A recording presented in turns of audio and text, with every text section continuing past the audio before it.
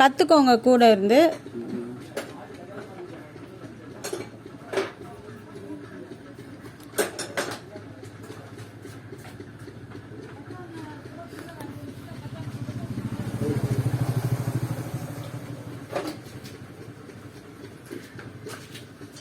நீ இந்த பக்கம் திருப்பி மாட்டினா கூட எப்படி மாட்டுறன்னு எனக்கு தெரியும்.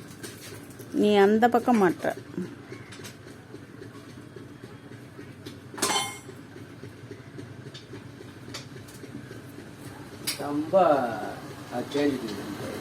அது ரொம்ப தேஞ்சிச்சு. அது விழுற மாதிரி ஆயிடுது.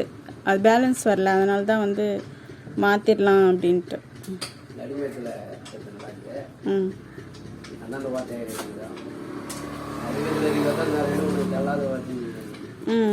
ஆமாம், நடுவில் சரியா இருக்கிறதுனால தான்.